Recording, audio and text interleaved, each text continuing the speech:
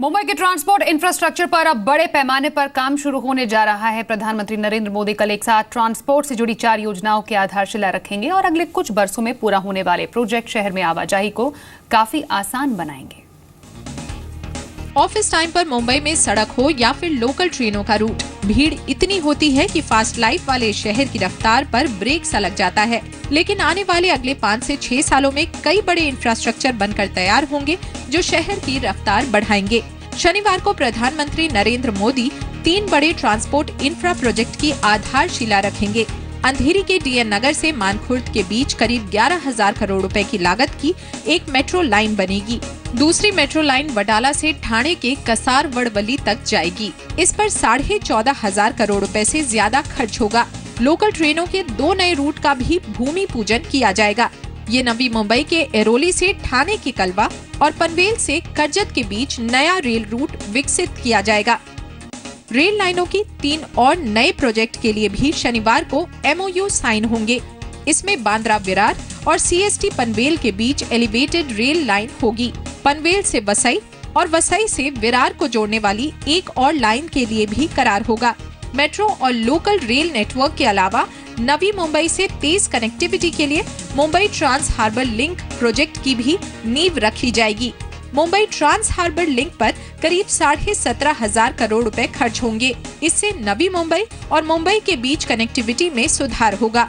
समुद्र पर करीब 22 किलोमीटर लंबा पुल बनाया जाएगा, जिससे करीब 1 घंटे का सफर घटकर 20 से 25 मिनट का ही रह जाएगा। लोगों के लिए समय और फ्यूल दोनों की बचत होगी। साथ ही नवी मुंबई में बनने वाले इंटरनेशनल एयरपोर्ट को जोड़ने में भी मदद मिलेगी। कई रूट पर पटरियों की संख्या भी बढ़ाई जाएगी। लोकल ट्रेनों से जुड़े प्रोजेक्ट पूरे होने पर 400 से ज्यादा नई लोकल ट्रेनों की सर्विस बढ़ाने की गुंजाइश पैदा होगी, जबकि मेट्रो लाइन बनकर तैयार होने पर सबर्बन इलाकों में आवाजाही बेहतर होगी। अनुराग शाह के साथ सिल्की सिंह, जी मीडिया, मुंबई। तो वाकई कई और प्रोजेक्ट्स की आधारशिला रखने की तैयारी यहां पर की जा रही है। और इनफैक्ट सबसे पहला कमेंट अशोक दातर जी आपसे लूंगी मैं। रेलवे की कनेक्टिविटी और सुधरे और रोड की कनेक्टिविटी और सुधरे, जिससे लोगों को ट्रैफिक से कम निजात मिले, ज्यादा परेशानी ना हो। ये पूरा प्रोजेक्ट को एज होलसम कैसे ले रहे हैं? ये बहुत अच्छे प्रोजेक्ट है। मैं ये मानता हूँ कि ये मेट्रो लाइंस और लोकल में, खास करके लोकल में जो इम्प्रूवमेंट है वो बहुत अच्छी चीज़ है। लेकिन मैं ये ठीक नहीं समझता हूँ कि एलिवेटेड रेल प्रोजेक्ट जो प्रपोज किया हुआ है, रेल के ऊपर रेल, ये मेरे ख्याल से गलत है। लेकिन बाकी प्रोजेक्ट्स काफ़ी अच्छे हैं। सिर्फ यही देखना चाहिए कि इस प्रोजेक्ट से की जो लागत है उसकी वसूली कैसे की जाए। अभी सिर्फ लोन से उसका हम पेमेंट तो कर सकते हैं, but loan also are to be repaid, so उसका भी कुछ अंदाज लगाना चाहिए। और दूसरी बात यह है कि अगर हम सिर्फ लोकल या रेलवे के वो हिसाब करेंगे और रोड पे गाड़ियों की भरता भीड़ लगा के रखेंगे तो ये चलेगा नहीं। मेरे ख्याल से ये बहुत ज़रूरी है कि ज़्यादा रेल का शेयर जो है ट्रांसपोर्ट में वो बढ़ना चाहिए। ऐसा नहीं होना चाहिए कि रेल से भी लोग जाते हैं और रोड से भी गाड़ियों में जाते हैं। इनफैक्ट तो काफी बैलेंस आउट होना बेहद जरूरी है। इनफैक्ट इन रेल प्रोजेक्ट्स पर ही बात करने के लिए हमारे साथ रविंद्र भाकर जी, चीफ PRO वेस्टर्न रेलवेज है। रविंद्र जी, रेलवे के कौन कौन से जो बड़े प्रोजेक्ट्स है उसकी शुरुआत होगी? कई की हमने डेफिनेटली बात यहाँ पर की है, लेकिन रूपरेखा कैसे होने जा रही है इसकी?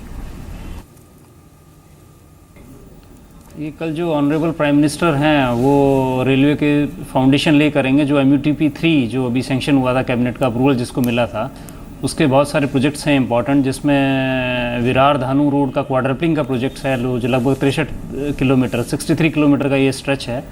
उसके अलावा एक नया सबर्बन कॉरिडोर है, लिंक जो एरोली कलवा का बीच का है, और एक पनवेल कर्जत का भी सबर्बन कॉरिडोर है जिनका foundation laying honourable prime minister करेंगे। और इसके अलावा एक MOU साइन होगा मिनिस्ट्री ऑफ रेलवेज़ और गवर्नमेंट ऑफ महाराष्ट्र के लिए, जिसमें मुंबई मेट्रोपॉलिटन रीजन के जो इम्पॉर्टेंट रेल इंफ्रास्ट्रक्चर के प्रोजेक्ट्स हैं उनको लिया जाएगा। जिसमें कुछ एक टेंटेटिव प्रोजेक्ट्स जो आइडेंटिफाइड हैं उनमें जो बांद्रा विरार का एलिवेटेड कॉरिडोर है, देन CSTM पनवेल का सबर्बन कॉरिडोर है, देन दूसरा पनवेल वसई विरार का एक सबर्बन कॉरिडोर है, और तीसरा जो इम्पोर्टेंट काम होगा वो एक जॉइंट वेंचर साइन किया जाएगा मिनिस्ट्री ऑफ रेलवेज और गवर्नमेंट ऑफ महाराष्ट्र के बीच में, जिसमें जो महाराष्ट्र स्टेट में अदर देन मुंबई के जो और प्रोजेक्ट्स हैं उनको आइडेंटिफाई करके, उनको प्रायोरिटाइज करके उनको लिया जाएगा। जी, लेकिन साथ ही में इतने सारे प्रोजेक्ट्स हैं, क्या वाकई मुंबई वासियों को इससे फायदा होगा? देखिए, MUTP3 के जो प्रोजेक्ट्स हैं लगभग 11,000 के वो प्रोजेक्ट्स हैं, और उनमें से जहाँ तक जो बेनिफिट्स की बात उनकी करें तो लगभग 96 किलोमीटर्स का डबलिंग का इनमें काम रहेगा, जो कि एक बहुत बड़ा ऑगमेंटेशन होगा इंफ्रास्ट्रक्चर में, और लगभग हम इससे 300 से 400 के आसपास एक्स्ट्रा सबर्बन सर्विसेज ऐड कर पाएंगे इसकी वजह से। दूसरा, जो एरोली कलवा का जो एक सेंट्रल रेलवे का जो इंपॉर्टेंट प्रोजेक्ट है, उसमें से जो कल्याण डोंबिवली की कनेक्टिविटी न्यू बॉम्बे से काफ़ी फास्ट हो जाएगी, और थाने स्टेशन को डीकंजेस्ट करने में काफ़ी बड़ा रोल रहेगा उसमें, जहाँ की काफ़ी ज़्यादा फुटफॉल है अभी। और इसके अलावा जो नई सबर्बन रेक्स जो हम इनमें प्रोक्योर करेंगे, जो काफ़ी एनर्जी एफिशिएंट्स भी होंगी और काफ़ी कंफर्टेबल भी रहेंगी एस्थेटिक्स के हिसाब से भी, और भी उनमें काफ़ी सुविधाजनक चीज़ें रहेंगी जो कम्यूटर्स को काफ़ी रिलीफ देंगी। राइट, एक फाइनल कमेंट हफीज कॉन्ट्रैक्टर जी आपसे, इतने सारे प्रोजेक्ट्स हैं प्लस स्टैचू का काम कल शुरू होने जा रहा है, वाकई अब मुंबई वासियों को इससे फायदा होगा इंफ्रास्ट्रक्चर वाइज, आर्किटेक्ट वाइज?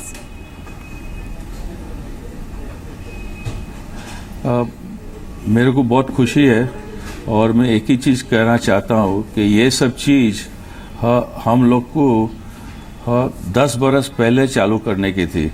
हम लोग कितने बरसों से देखते हैं, सब दूसरे सिटीज़ आगे बढ़ गए हैं। मुंबई जो सबसे एडवांस सिटी था, वो पीछू जाता रहा है। सो मैं तो मेरे को बहुत खुशी होती है कि ये सब प्रोजेक्ट होंगे, और it is my prayer that it gets done, खाली बात नहीं होए। Absolutely, absolutely. Thank you so much Hafeez Contractor ji और अशोक दातर जी और रविंद्र भाकर जी हमारे साथ जुड़ने के लिए इस पूरी खास पेशकश में। लेकिन एक बार फिर से आपको बताएं, pride of Mumbai Shivaji the boss, इसकी आधारशिला कल रखने जाने वाली है। कल पीएम मोदी खुद शहर में मौजूद होंगे, और ये जो स्टैचू है जिसकी आधारशिला कल रखी जाएगी, 400 फीट ऊंचा शिवाजी का स्मारक है, घोड़े पर सवार, और दुनिया का सबसे ऊंचा स्मारक बनाने की तैयारी अरब सागर के बीचों बीच। शिवाजी मेमोरियल की ये खास तस्वीर हम आपको दिखा रहे हैं जिसकी आधारशिला कल रखी जाएगी। ये डिपिक्टिव पिक्चर इस वक्त हम आपको दिखा रहे हैं इसके साथ इस खास पेशकश में बस इतना ही।